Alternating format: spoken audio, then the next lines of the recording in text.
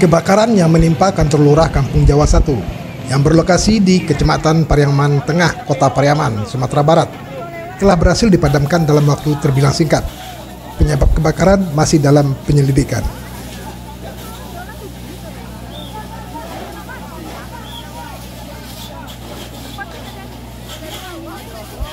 Asap yang berasal dari kantor lurah mengepul. Peristiwa ini menarik perhatian warga sekitar yang berbondong-bondong menyaksikan sumber asap itu. Kamis 10 April 2025.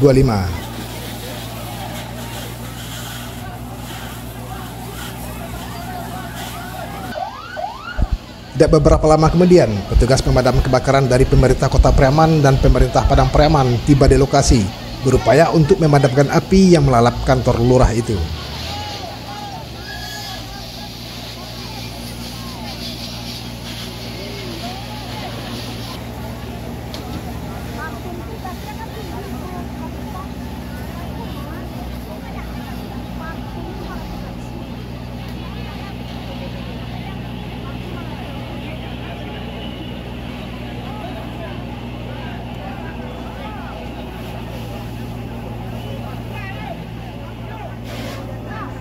Menurut keterangan Kepala Satpol PP dan Damkar Kota Pariaman, Alfian, menyebutkan peristiwa ini terjadi sekitar pukul 17.00 waktu Indonesia Barat.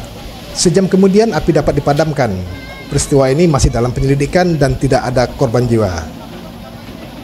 Jadi musibah kebakaran sore ini terjadi sekitar jam 5 sore tadi. Itu terbakar satu kantor lurah Kampung Jawa 1, Kecamatan Pariaman Tengah, Kota Pariaman.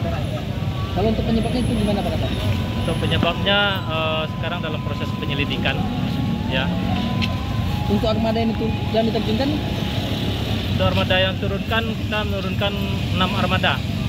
6 armada, 2 dari Kota Pariaman dan bantuan dari Kabupaten 4 unit, ditambah 1 mobil dari polisian. Api dapat dipadamkan jam berapa, Pak? Api dapat dipadamkan jam berapa, Pak? Api bisa dipadamkan lebih kurang 1 jam setelah kejadian.